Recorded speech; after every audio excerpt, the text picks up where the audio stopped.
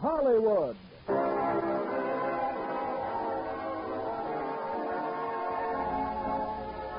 Lever Brothers Company, the makers of Lux Toilet Soap, bring you the Lux Radio Theater, starring Alan Ladd, Howard Da Silva, MacDonald Carey, and Wanda Hendricks in 2 Years Before the Mast.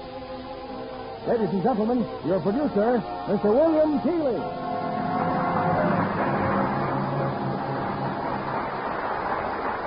Greetings from Hollywood, ladies and gentlemen. While naturally I don't know what your reading preferences are, I'm quite sure that almost all of us have at some time in our lives thrilled to the story of 2 Years Before the Mast, Richard Henry Dana's violent saga of adventure on the high seas. Tonight we present the first screen version of 2 Years Before the Mast from Paramount Studios, with 4 of Paramount's outstanding stars: Alan Ladd, Howard Da Silva, MacDonald Carey, and Wanda Hendricks. If you remember Dana's book, you may recall that when he arrived in California from around the Cape, one thing which impressed him was, and I quote, the beautiful complexions of its women, which they guarded with large mantillas worn about the head. Well, I'm sure visitors to California are still impressed by the loveliness of our women, who nowadays guard those beautiful complexions with Lux soap rather than with mantillas. However, that can't be said of California only. Lux soap and beautiful complexions go together wherever wise and lovely women live. It's time to weigh anchor with 2 Years Before the Mast, starring Alan Ladd as Charles, Howard Da Silva as Captain Thompson, MacDonald Carey as Dana, and Wanda Hendricks as Maria.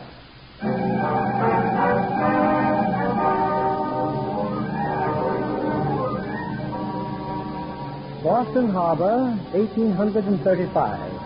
The brig Pilgrim has just tied up at the wharves of the Stewart Shipping Company after a record-breaking voyage from California.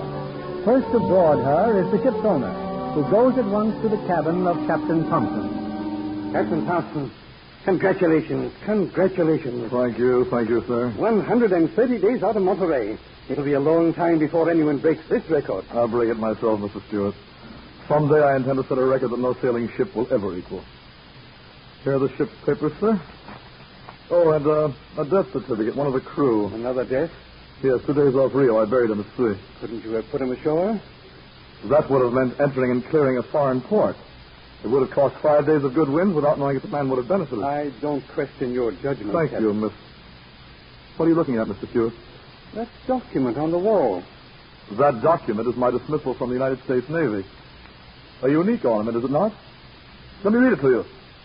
Mr. Francis Thompson, late Captain, United States Navy, New York. Sir, you are hereby dismissed from the Naval Service of the United States. They waste no words, do they? I'll sign your papers, Captain. Mrs. Stewart and I would like very much for you to join us at dinner this evening. I wish I could accept, sir, but I'll not be able to. My son is home for a change. I'd like for Charles to meet you. It would do him good. Well, I'll be aboard ship as long as we're in port. If he cares to visit the Pilgrim. You don't know Charles. He has time only for gambling and carousing. However, I'll consider it a favor if you'll have the ship loaded for sea as soon as possible. The cargo is all ready. You may sail as soon as you sign the crew. Oh, there's one bothersome item. I've been asked to have you put in at Pernambuco, Brazil, and pick up 2 passengers for San Francisco. Huh? Passengers? This ship isn't fitted to carry passengers. I know, but one of them's related to an important official we can't risk offending. May I put it at Monterey first? By all means, try for your record. I'm sorry about this, Captain. It's bound to delay you. I'll still break the record. Well, I'll see you tomorrow, Captain. Good day, sir. Mr. Ramazine. Aye, sir. Come here. With any luck, we'll sail before the end of the week. Re-sign the old crew. I'll have trouble doing that, sir. Well, get those you can. Replace the others. We'll need 15 new men at least, sir. Well, see that you get them, Mr. Amazine.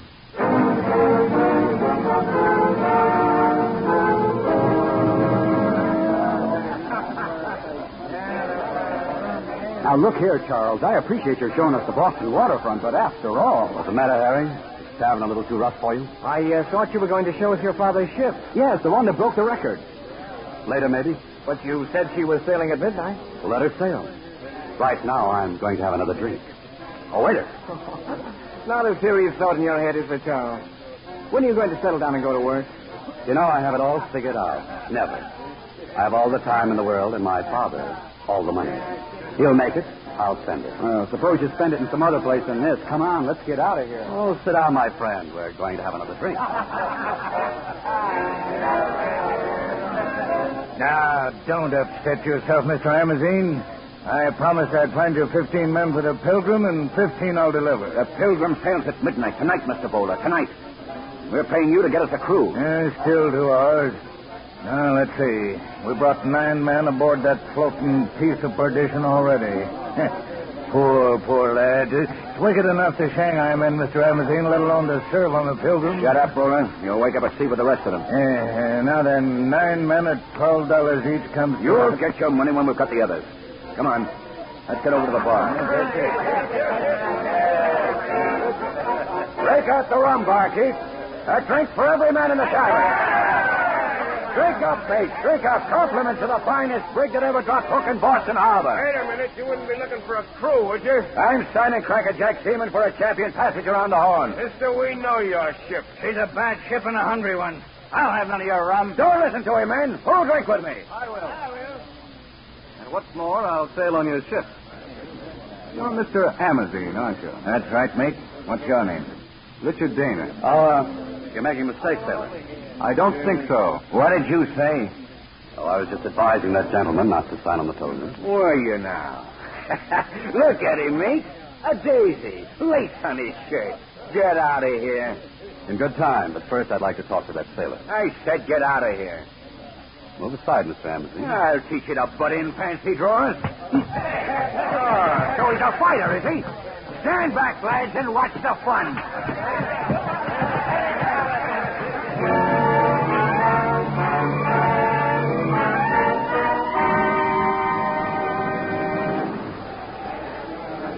All hands on deck.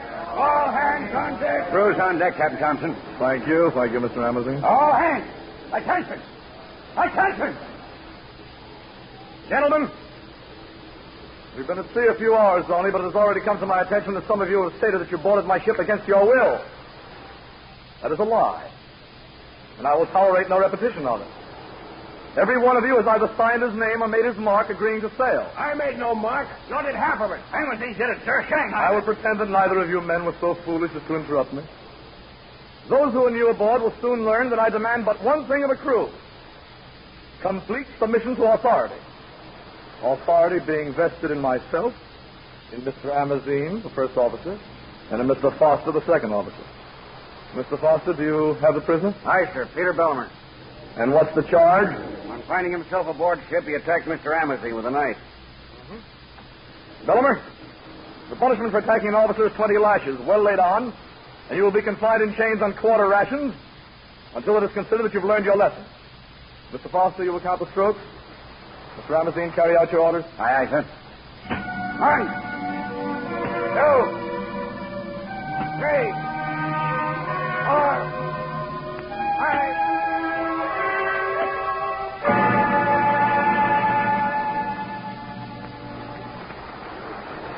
Captain Thompson.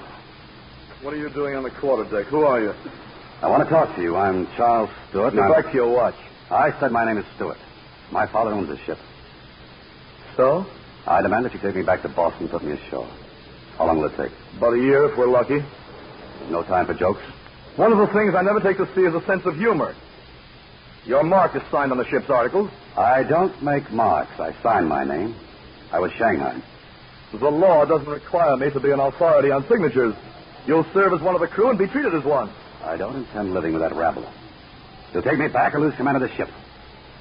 Mr. Stewart, whether I remain in command of this ship or any other ship is of little moment.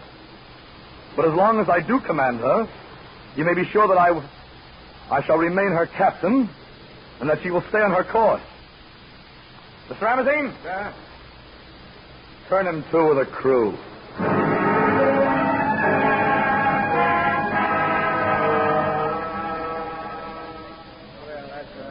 Hey, Army officers, here's your draft. Piping also prepared by the finest cook of breakfast. Now put the kettle down, Dooley. Come on, mate. You got to eat sooner or later, even this stuff. Yeah, it may be moldy, Macklin, but think of Bellimer changing the hold on quarter rations. I haven't forgotten about Bellimer. And one of these days... You mind your tongue. That sneaking skunk Foster, he's just waiting to pin something on us. This food. Did they eat this, Foster and Amazine, Captain Thompson? I don't laugh at him. He's never been to sea before. I'm a farmer. My wife, my children, they don't know where I am or what to do. Buck up, he's here. Buck up. I'll let him alone. Dana, come and fill your plate. Besides, this is no time to be writing letters home. This is no letter I'm writing. What is it, then? Well, it's a sort of diary, I suppose. You see, unlike most of you, I signed for this voyage voluntarily. I told you he was crazy. I want to write about this ship. And the men who sail it. Why? Oh, Stewart, I thought you were on watch. I am, but I'm hungry. I'll go on watch after I eat. You call this food? Maybe you'll be feeding with the captain since you're the owner's son. Yeah. And since when have you been willing to sit down with us? With common sailors? I've avoided it so far. I can avoid it still longer. I'm going up on deck.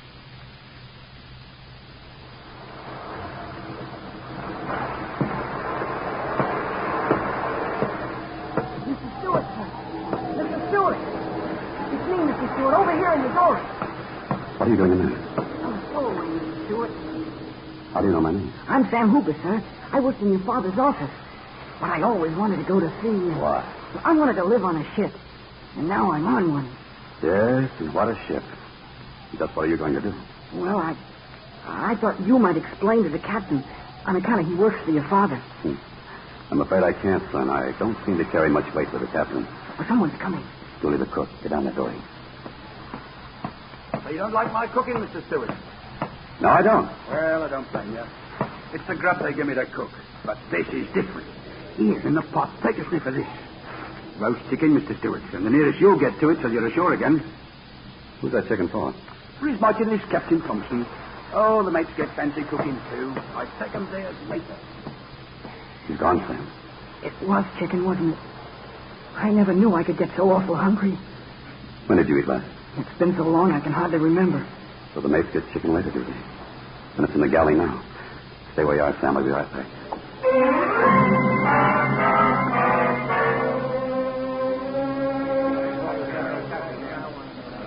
All hands are on deck, sir. Thank you, Mr. Amazine. Gentlemen, this is the second occasion I found it necessary to muster this crew for reasons of discipline. One of you has stolen the mate's food from the galley. I do not propose to go to the trouble of individual question and search. But if the thief does not step forward at once, I shall presume the entire crew guilty, and you will be put on hardtack and water until further orders. Well? Very well, then. So it shall be. Take over, Mr. Amazine. Go below, watch. Watch on deck, turn to. Stewart. What do you want, Matson? You dirty bilge rat. Why don't you speak up and take what's coming to you? Why should I? There ain't a sailor alive who'll do what you just done to your shipmates. I saw you. You were standing there by the dory. You were eating something. Yes, roast chicken, Matson. I found it very tasty. And now you're going aft and report it was you who stole it. If you don't, we'll take care of you right here. Let him alone, men. Turn him loose. Why? Because you could beat him to a pulp, but it wouldn't teach him anything. He isn't worth dirtying your hands. Just keep out of our way, Stewart. That won't be too difficult, then. Come on. Let's get below.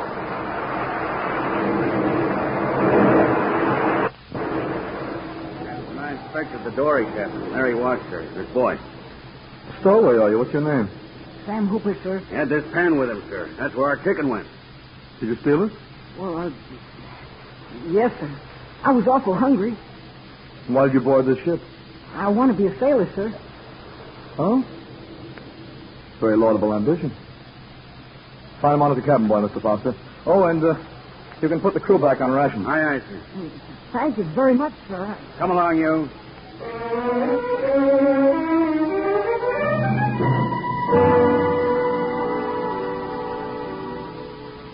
How's your writing coming, Dana? Oh, pretty good, Macklin. What's that you've just written? This is about Bellamar. Oh. His punishment was sickening. A human being made in God's likeness, lashed like a beast. How long he will live is hard to say. Sometimes I'm able to steal to the hold and give him a little bread and water. That's as far as I've gone.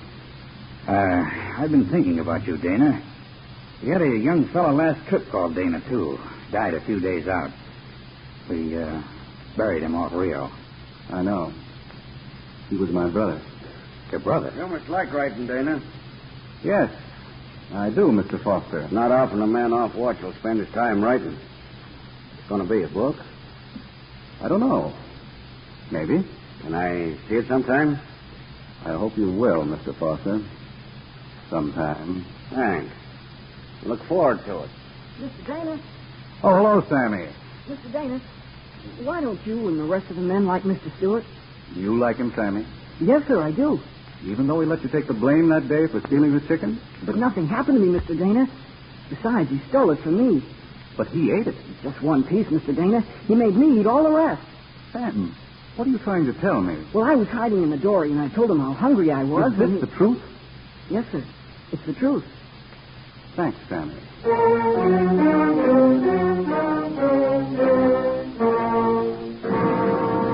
I want to apologize, Stuart. After Sammy told me what really happened, I... Forget it. Doesn't matter. But it does matter. And I'm afraid you'll learn how much it matters before this voyage is out. Anything else, then? Nothing, except I've...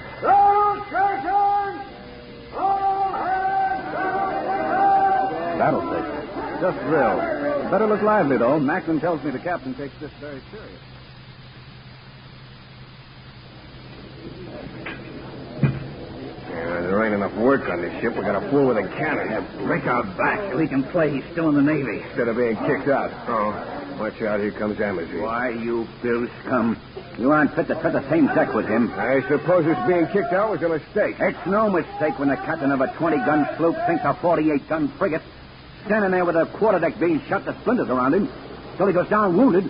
And his master gunner runs to help him. And the next day, giving that gunner 20 lashes for leaving the station during action. And you gave him the flogging. I got the flogging. Number one gun, practice, fire! They don't court-martial a captain. They think a ship twice its size. No, but they do if he's always disobeying admirals. But he knew more and fought better than all the admirals put together. Number two gun, practice, fire! Oh, very slovenly. Reload and stand by. Mr. Amazon. Number 4 gun ready, sir. Hold your fire. Where's Mr. Foster? At number 3 gun, sir. Mr. Foster is now on deck. Send a man below and find him.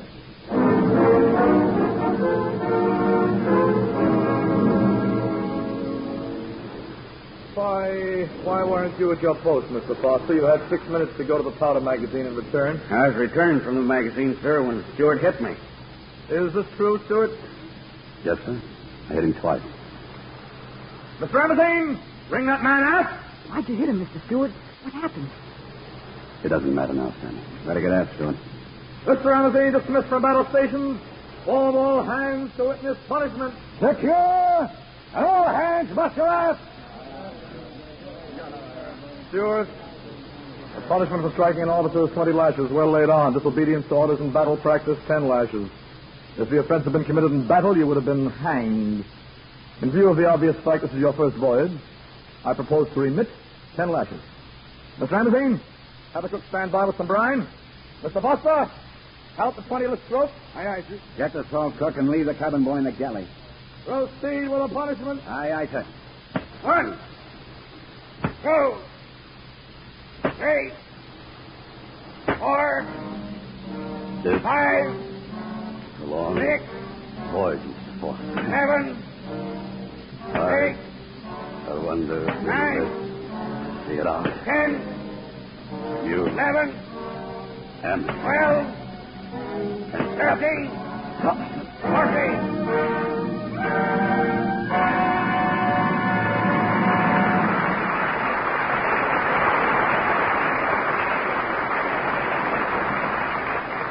In a moment, we'll return with the second act of 2 Years Before the Mast. Meanwhile, here's Libby Collins, our Hollywood reporter. What's on your list tonight, Libby? Ride the pink horse, Mr. Keeley. A wooden horse on a merry-go-round in a little New Mexican town. Oh, you're talking about the new Universal International picture. That's it. I was completely charmed with the set the studio had built. And as you know, Mr. Keeley, They reproduced an entire New Mexican village at fiesta time. Ride the Pink Horse has the unusual distinction of being directed by its own star, Robert Montgomery. And Bob does a wonderful job in both capacities. It's an exciting story of a war veteran and a gang leader, with Andrea King playing, of all things, a gangster sweetheart. Such a delicate, lovely-looking person. I could hardly imagine her in such a role. Well, she's such a versatile actress, she makes the part entirely convincing. And furthermore, in any role she plays, I can say she has glamour. You know Andrea King. What do you think, John Kennedy? I'd enjoy seeing her in any role. She has real beauty, cameo-like features, set off by a lovely Lux complexion. And she told me just how she cares for that delicate skin of hers. Active lather facials with Lux toilet soap, Liddy? You're right, John. Every single day. Here's what she does. Smooths the fragrant Lux soap lather well in, rinses with warm water, then cold, and pats with a soft towel to dry. She says it's amazing the way skin takes on fresh, new loveliness. No wonder 9 out of 10 famous screen stars recommend these beauty facials with Lux toilet soap. They're such a wonderfully effective care. Recent tests show that. Skin specialists found that actually 3 out of 4 complexions improved in a short time with daily Lux soap care. So here's a suggestion for the ladies in our audience. Try these active lather facials regularly. Remember, gentle Lux toilet soap is Hollywood's own complexion care. Doesn't your complexion deserve it, too? Here's Mr. Keeley at the microphone. We continue with 2 Years Before the Mast, starring Alan Ladd as Charles, Howard Da Silva as Captain Thompson, MacDonald Carey as Dana, and Wanda Hendricks as Maria.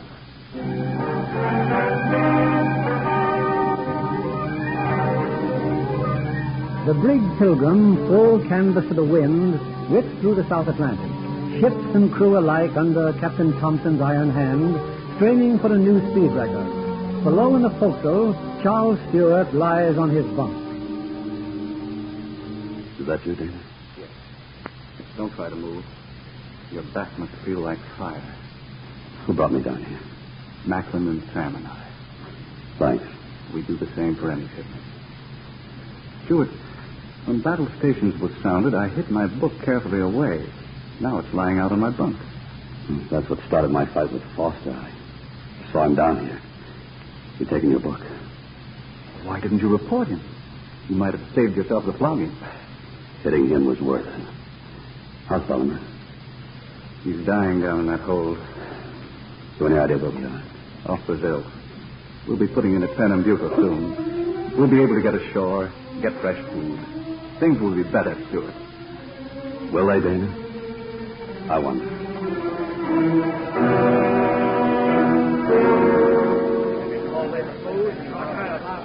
What's the matter, mate? Why ain't you eating? Nobody can eat this stuff, not even us. It's been dead 100 years. Smell it yourself. What's going on down here? Oh, I'm glad you stopped by, Mr. Foster.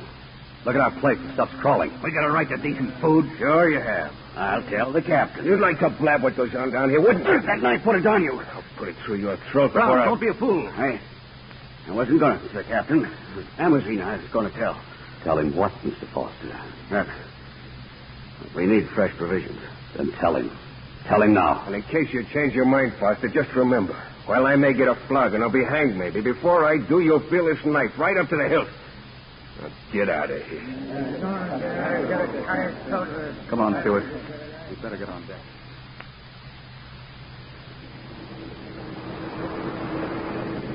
Dana, what about Foster? Will you tell about Brown pulling a knife? I don't think so. Foster's scared of us now. What if Brown had stabbed him before? He'd be hanging from that yardarm. He'd have a trial first, wouldn't he? No, he wouldn't. Aboard any merchant ship, a sailor hasn't got a chance. He's just an animal to be worked to death. Starved. Flogged. But it's going to change sometime. It has to. Perhaps you've come to realize that. I never thought much about it until I felt that lash on my back. That's why I'm writing my book. If only I can get it published, if people will read it. The ship owners will be your worst enemies. And my father, for one. Outside of Thompson, your father is my chief example. I'm going to... Look there. Look over there. It's land.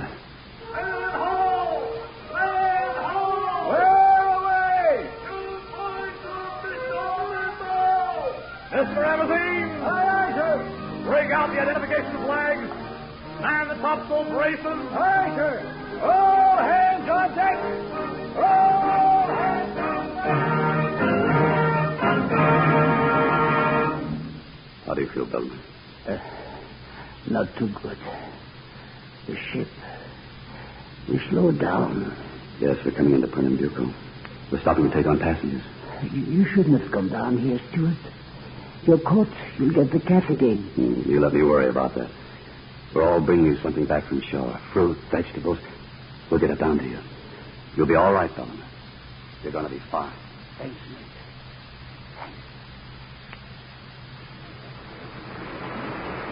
We've been sighted from shore, Mr. Amazine. They're sending up rockets. Where will I put the passengers, sir? In Foster's cabin. Tell him the berth of the crew. Aye, sir. Shall I stand by with the anchor? No? We're not going to anchor. The passengers will be rowed out in the dory. We'll take them aboard and we'll be back to main topsail. Begging your pardon, sir, but we're in need of fresh provisions. I have provisions for this voyage in Boston. Yes, sir, but the salt horse is bad and there's grumbling in the forecastle. The salt horse is always bad and there's always grumbling in the forecastle. Well, the short rations, sir, there may be trouble. I think I can handle any trouble on my ship, Mr. Amazine. Stand by to pick up the passengers.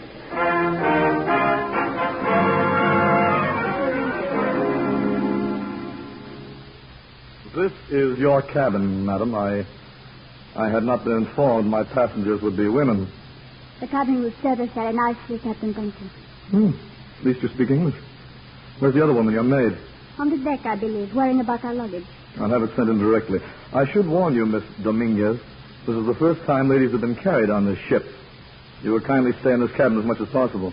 As you wish, Captain Thompson. And please hold yourself completely aloof from any contact with the crew. Now, if you'll excuse me, I'll see about your baggage. That's all your baggage, miss? Oh, just drop the box in the corner, Sam. Yes. Muchacho, ¿cómo te llamas? Sí, ¿cómo te llamas? My neighbor wants to know your name. Well, I'll be very happy Oh, to. not you, senor. The boy. Me? Oh, Sam Hooper, ma'am. I'm an apprentice seaman aboard this ship. Oh, and this is my friend, Mr. Stewart. Thank you, Sam. So you're going to Monterey? No, to San Francisco. You'll be with us the whole trip? We hadn't expected ladies aboard. We'd have the cabin much cleaner. Can I give any further help? No, thank you. Oh, here. Oh, for me? For both of you. Look at this coin, Sam. A picture of the Queen of Spain. Gosh, she's beautiful. She looks like you, miss. Save the compliment, Sam. I think she wants us to go. If you don't mind. Well, thanks for the tip, Miss... Dominguez. Maria Dominguez. Miss Dominguez. I hope you'll be comfortable. Sam, do you mind if I keep this coin? Oh, no. You carried all the heavy things anyway. Thanks. I'll make it up to you later.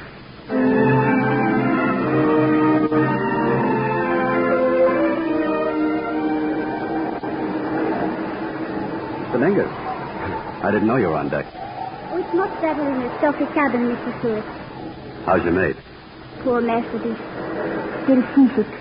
They say after we pass Cape Horn, the weather will be fine. Some take me the rounding of Cape Horn is a great event in a sailor's life. Yes, it's turning out that way. Oh, you know, I've wanted to talk to you ever since you came aboard. Won't you get into trouble? It would be worth it. I should like to talk to you also. About Sam. He seems so hungry. He is hungry. He didn't bring us our meals today. We've been sharing them with him. He's sick, Miss Dominguez. Not seasick, but something much worse. Well, if it's food you all need, why can't you tell the captain to put him to the nearest port? You don't know our captain. Why do you have to obey him? Sam says your father owns the Pilgrim. He does. But at sea, the captain's the law. Miss Dominguez? Yes? The wind is mounting. I must ask you to go to your cabin. Stewart, what are you doing here? Setting taut the lifeline, sir. Have you finished? Yes, sir. Then get where you belong.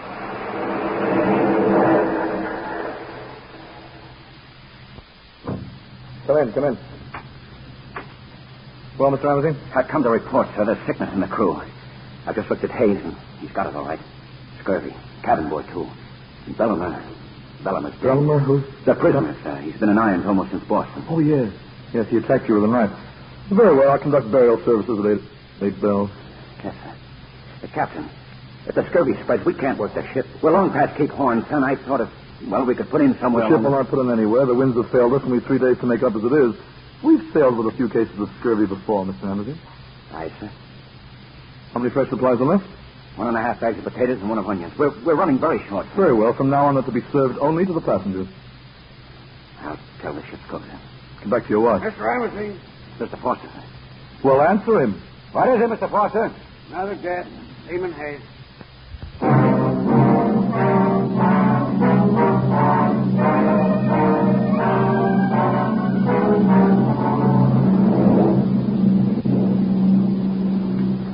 You were so right, Mr. Stewart. On this ship, the captain is the law. What makes you say that? Tonight, after the burial ceremony, I asked him what kind of a man he is. Healed human beings and then to stand and pray for their souls. Oh, please, don't you make an enemy out of him, too. He sent me to my cabin. He said I was overlooked. You should have stayed in the cabin. I wanted to see. How is Sam? No better. About the same. Maybe the sickness will go away now. The weather is getting cooler. And you'll be home in 6 weeks. The wind holds good. 6 more weeks. Well, you don't seem very happy about it. It's merely that I have not been home for a very long time. You see, I was sent to a convent in Madrid when I was 10 years old. I think you'll find living in California a lot different than Spain. I suppose so. The windows of my father's hacienda, there's nothing to see but the California hills. But from the windows of my school in Spain, I could see all Madrid, even the king and queen when they rode by. Oh, do you know I carry a picture of the queen? You do? Mm-hmm. With coins. Remember you gave this to Sam in the eye. Ask me if I can keep it. You shouldn't. Why not? 2 weeks after I arrived in California, I shall be married. Married? How long has it been since you've seen him? Since I left California. Oh, but you're only a child then. I'm going to marry him. Our marriage was arranged by his parents and mine. Does that make it right? Is your way the American way any better? Entrusting a daughter to anyone she chooses? Someone you may never have seen and whose name you do not know until she tells you? What about love? Doesn't that enter into it? You mustn't talk like that, please. Maria. Yes. I will always carry the likeness of the Queen of Spain.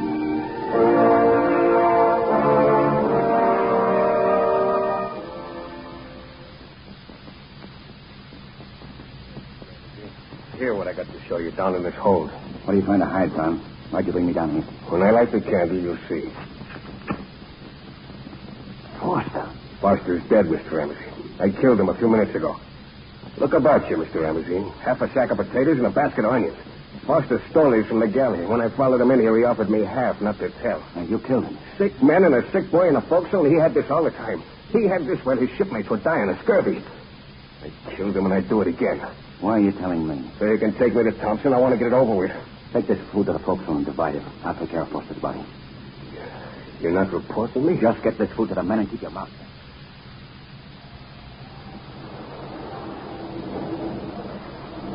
Ramsey, this isn't your watch, Stewart. What are you doing on deck? May I talk to you? Go ahead. Brown told me about Foster. What have you done about it? I dropped his body overboard. Told the captain and phoned from the rigging. Said it was too dark to lower a boat and try to find him. Thanks, Ramsey. I'll get below. Oh, there's something else. By dawn, we'll be in sight of land, won't we? If the wind holds. Macklin says of the islands of Mexico. He says they've got food there. Fresh food. I'm not the master of the ship. So we've got to stop some of these men are half dead. Get below before. I'll do what I can.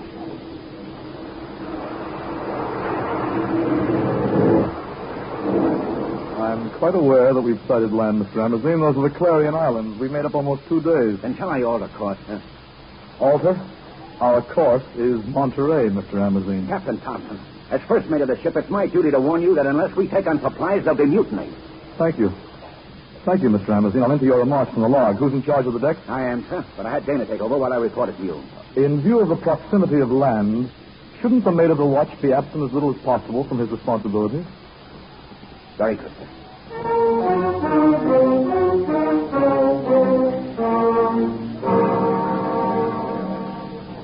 No use talking about it. Thompson's not going to alter course. You're right, Maxon. There is no use talking, but we can do something about it. We can go up on deck and take over the ship. Or would you rather stand by and see Sam and the others dumped overboard like Hayes and Belliner? It hang for mutiny, Stewart. I'll have to wait. Where's Dana? Still with Sam. And what has to be done can be done alone. Thompson's on the quarterdeck. His cabin's empty, and there are guns in his cabin. Wait here, all of you.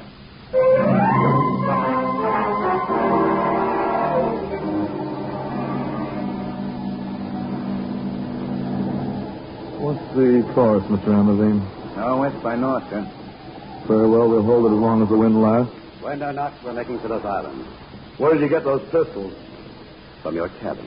I trust you know the penalty for mutiny? Let's say that my father owns this ship, and I demand you make for land. You're a fool, Stewart. Are you going to change course? Yes. Yes, I choose to remain alive to enjoy the pleasure of turning you over to the proper authorities. Mr. Amazing? You will bear witness that everything I'm doing is under duress? Ready about. Aye, sir. All hands to station! Get ready to come aboard! Keep your hands at your side, Mr. Thompson. You'll come to no harm. But Thank you. Thank you, Mr. Amazine. You always were handy with a belaying pin. Pick him up. Amazine. Yes, Stewart. I hit you with that pin. Whatever I am, I'm no mutineer. I'd like to hang you now, Stewart, but mutiny demands a trial before a proper court. I had my chance to kill you and I didn't. But someone will one of these days. And when the people back home learn the things I've learned, they'll run butchers like you clear of the sea. Take him below. Put him in irons. Helmsman! You will hold the course. Steady, she goes.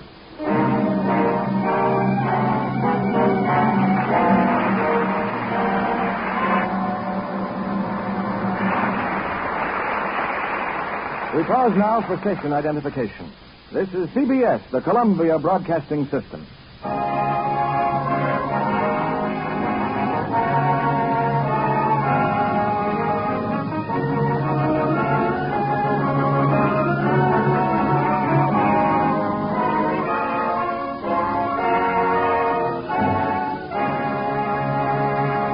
In a moment, we'll return with Act 3 of 2 Years Before the Mast. For most girls, an 18th birthday is a pretty important occasion. Our guest tonight, however, Miss Barbara Chalice, had special reason to celebrate hers. Right, Barbara? Yes, Mr. Keeley. That was the day I signed my contract with Universal International. And now you're a full-fledged motion picture actress. Not every girl achieves her ambition so young. But look how long I worked for it. I started at 12 modeling children's fashions. Then I became a photographer's model. And the talent scouts saw my picture. So here I am in Hollywood, where I've always wanted to be. And enjoying your new career, I take it. Oh, it's really exciting to see how pictures are made. I spent hours watching them film The Lost Moment. A very interesting psychological drama. Oh, and the set was fascinating in itself. An ancient castle, complete with high iron gates, secret rooms, and spiral staircases. It really was scary. Did you meet the stars, Robert Cummings and Susan Hayward? I did, Mr. Keeley, and they were very gracious to me. It was a thrill to see Susan Hayward, who plays the mysterious heroine of The Lost Moment. Susan is youth and beauty in person. Oh, yes, Mr. Keeley. With her flaming red hair and gorgeous complexion, Susan Hayward is strikingly lovely. I imagine Mr. Kennedy here will be interested in what she told me about her complexion care. It's no secret, Barbara, that Susan Hayward is an enthusiastic Lux girl. It'll be hard to find a lovelier example of a Lux complexion than hers. I agree, Mr. Kennedy. One look at Susan Hayward's exquisite skin, and any girl would be convinced that Lux toilet soap care really works. It has to work when 9 out of 10 screen stars depend on it so faithfully. And many a girl on the way up, too. Here's one who never neglects her daily Lux soap care. I wish our audience could see that radiant complexion of yours. Thank you, Miss Barbara Chalice, for coming tonight. Now, here's something any woman who wants softer, smoother skin can do. Get some of Hollywood's own beauty soap, fragrant white Lux toilet soap, tomorrow. Use it regularly and see if you don't agree. Lux girls are lovelier. Back now to William Keeley. Here's the third act of 2 Years Before the Mast, starring Alan Ladd as Charles, Howard De Silva as Thompson, MacDonald Carey as Dana, and Wanda Hendricks as Maria.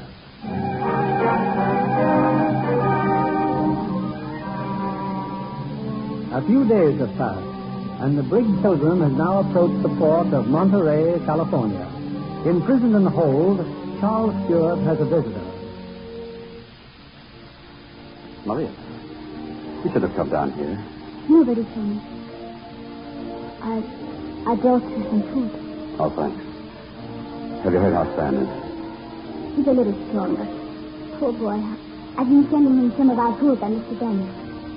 Maria, why did you really come down here? Because I thought of him. Even if you cared a little, you wouldn't tell me, would you? He couldn't make any difference. I told him my whole life has been planned. It will always be that way, don't you understand? Perhaps I could in Spanish, but in English it just doesn't make sense. I know. I remember you said it that way. You'd better go. Yes. We'll be in Monterey this afternoon. I'll see you again as soon as I can come. Thank you, Maria.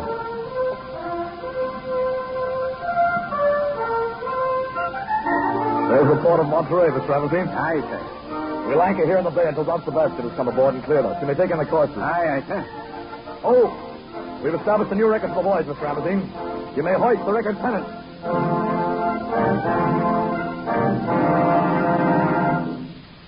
Welcome aboard the Pilgrim, Don Sebastian. Captain Thompson, how good to see you again. And this? This is Senorita Maria Dominguez, Don Sebastian Peralta, Mayor of Monterey. Don Sebastian. Senorita, before my men rowed me to the ship, I dispatched a messenger to your father in San Francisco. How happy he will be to know you will soon be home again. Thank you, Don Sebastian. And when will you proceed to San Francisco, Captain? Well, as soon as we've unloaded our cargo. I'd like to dock on the morning tide. Here are my papers. In addition, a complete report of a mutineer whose trial I wish you would convene immediately. Mutiny? Excellentia. Sì, che gusto di verla? Tengo algo che decirle acerca del Sendersturus.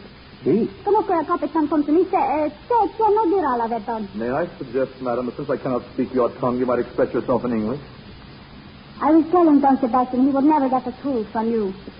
I was also going to say that, in my opinion, Mr. Stewart is not guilty of anything. He only tried to save the lives of 6 men. And 2 of them died. They died because of your brutality. You'll find complete details in this paper, Don Sebastian. I am sorry, Senorita, but the captain has full power to demand a trial. Thank you. I trust there will be no delay. As you wish, Captain. Tomorrow morning at 11.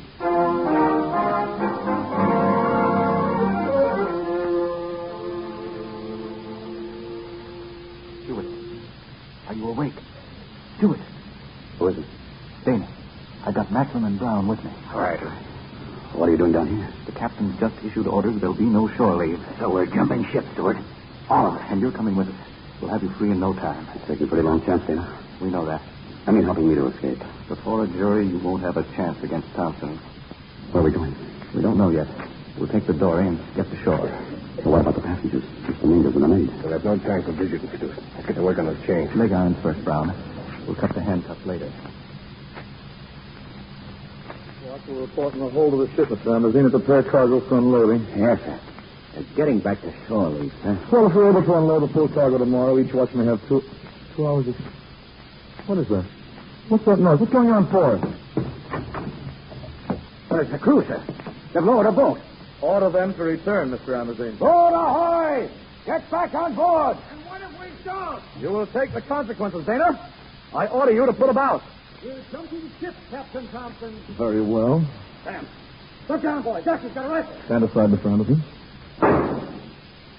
Was that deliberate, Mr. Amazine, knocking my rifle aside? Yes, sir. Very well. You take the rifle then, Mr. Amazine. I'm ordering you to fire on that dory. I flogged and driven those men because that was my duty. But I don't kill my shipmates for you because that's murder. Mr. Amazine, you are no longer first mate of this vessel? That's all right with me, Captain Thompson. Dana! Dana, wait for me! Amazine! Amazine, come back here! Do you hear me? I order you to return! I'm joining you, mate. I'm leaving the ship. I'm coming, Sammy. Lend me a hand, Stuart.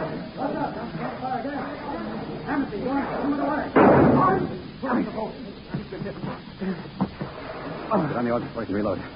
Amazing. I never thought they'd do that to me. He's dead. Amazine's dead. All of you, back to the ship. Do you hear me? He wants us back, does he? I say go back. Yeah, go back and take the ship. Wait a minute. Wait for what, Dana? Ask the men what they want. Do we jump ship or do we put around and take over? Take it over. There's your answer, Dana. We're coming back to the ship, Captain Thompson.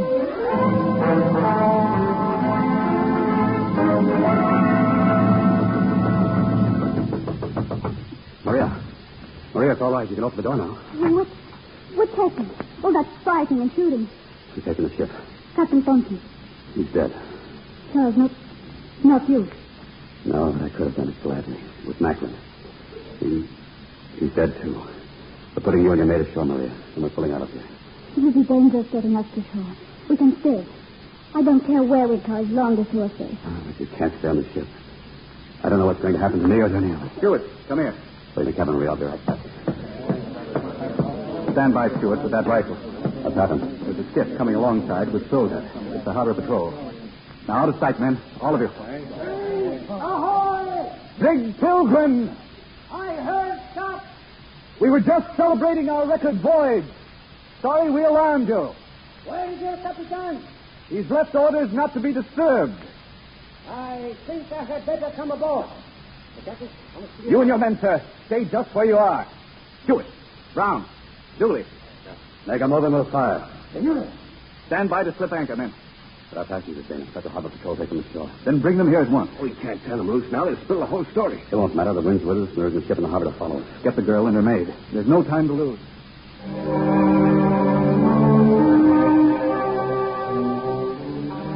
Maria, I don't know how or when I'll be back. But promise me you'll wait for me. We're back. I promise you. Someday. May we proceed now, senor? Cast off and head for shore. Take the wheel, Stewart. Hold her as she goes. Aye, sir. Northwest by west.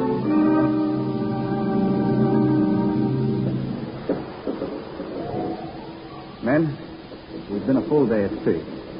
For a while, we'll have nothing to worry about. But here and now, we've got to make up our minds where we're going. We know where we're going, Dana. First, we're going to put in somewhere and get food aboard. And after that, We head for the Orient. they'll hunt us down in every port in the world. You got a better idea? Yes. We should put about for Boston, give ourselves up, and tell them exactly what happened and why. We're going to sell the cargo and for once live like human beings. Then we will be hunted down like pirates. And people will go on saying that seamen should have no rights. What Dana says makes sense. Well, that's all very well for you, Stuart, a ship owner's son, but they'll string us up. I may be a ship owner's son, but I'm also a seaman now. And I have an interest in that book that Dana's writing. He can help American sailors get a different kind of life. But it's no use unless the men he's defending have the courage to back him up. Take this ship back home like free-born Americans. Face the charges. Prove that what we did was justified. But you've got the ship. It's up to you. I'll step on, Dana. Me too. Thanks, Sammy. I'm with you. I'll take a chance, too. All right. What about you, Brown? Well, if that's your board, all right. As soon as there's sea room, Dana, let's come aboard. Thank you, Brown. We're going home, then. We're going back to Boston.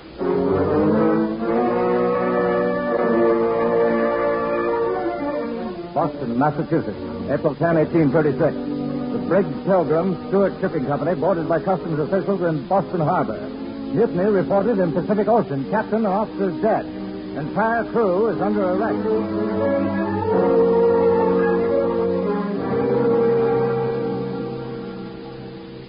You can see your son now, Mr. Stewart. Thank you, Warden. Hello, Father. Charles, it's good to see you again, even under these circumstances.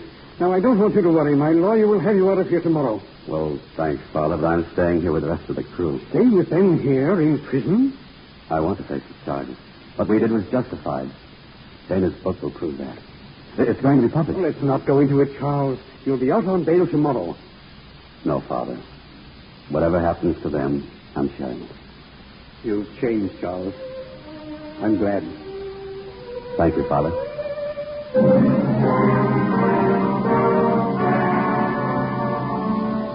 Mutineer's book sold out in Boston. Public aghast, the charges made in book. 2 years before the Mast, center of great controversy. United States Senate takes over investigation of mutiny.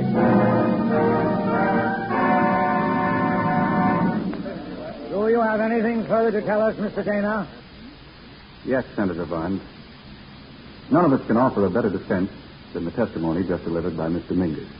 Her timely arrival here in Washington was more than we even dared to hope for.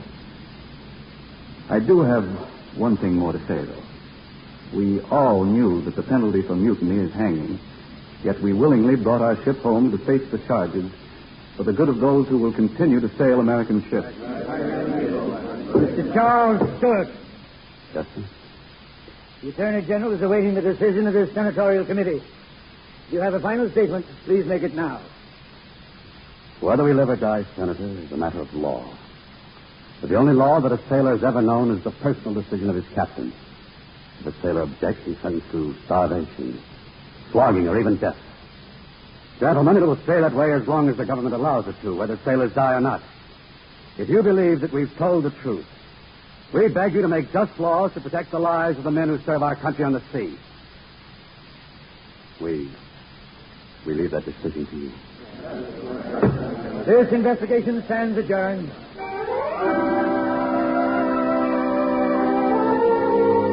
Shipmates cleared of all charges. Attorney General frees crew of Pilgrim. Congress passes law protecting merchant seamen.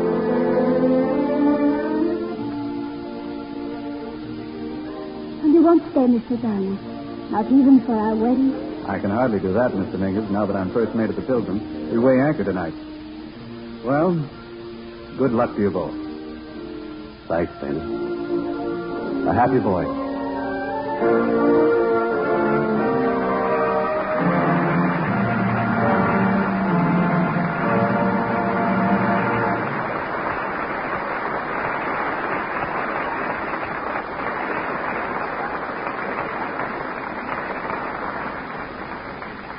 We have only one regret about tonight's play.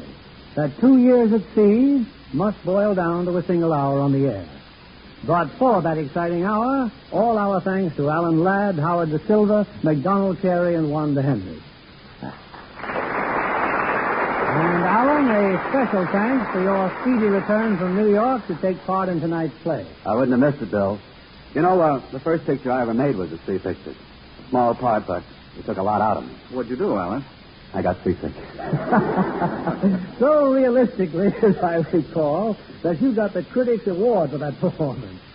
Howard, for such a congenial personality in real life, you certainly make a most distasteful villain on the screen. Oh, Bill, you haven't seen anything yet. Will you see Cecil B. DeMille's Unconquered? What do you do in the picture, Mr. De Silva? You see, it's through Howard that Paulette Goddard gets tortured at the stake. Yep. I even hate myself on that one.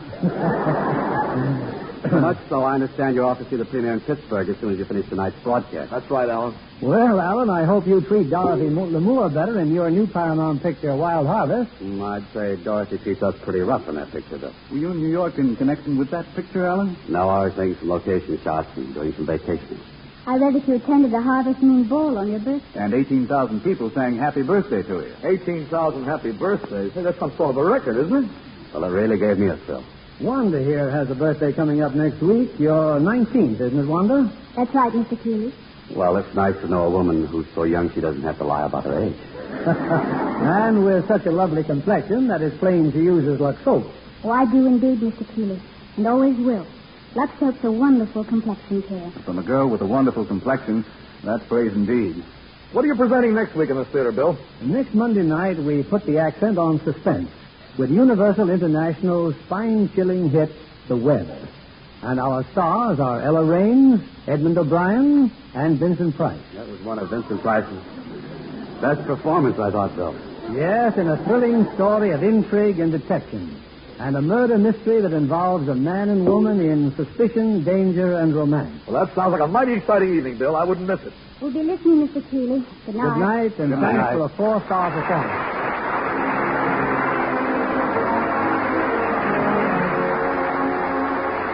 Lever Brothers Company, the makers of Lux Toilet Soap, join me in inviting you to be with us again next Monday evening when the Lux Radio Theater presents Ella Raines, Edmund O'Brien, and Vincent Price in The Web. This is William Keeley saying good night to you from Hollywood.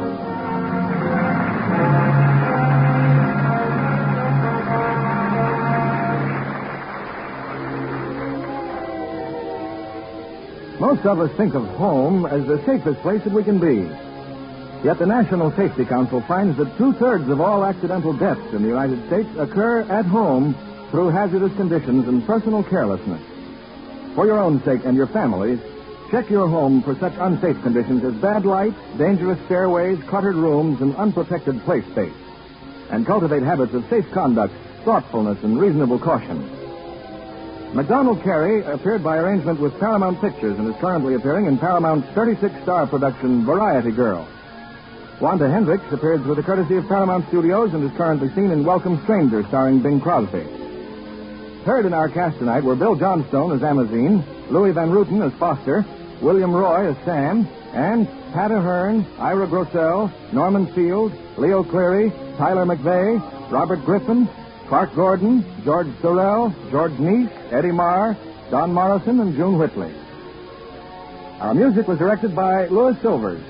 This program is rebroadcast to our servicemen and women overseas through the worldwide facilities of the Armed Forces Radio Service. Our Lux Radio Theater production of 2 Years Before the Mast has come to you with the good wishes of the makers of Lux Toilet Soap, Hollywood's own beauty soap, the complexion care used regularly by 9 out of 10 lovely screen stars. And this is your announcer, John Milton Kennedy, reminding you to join us again next Monday night to hear The Web with Ella Raines, Edmund O'Brien, and Vincent Price. This is CBS, the Columbia Broadcasting System. Reminding you to join us again next Monday night to hear The Web with Ella Raines, Edmund O'Brien, and Vincent Price. This is CBS, the Columbia Broadcasting System.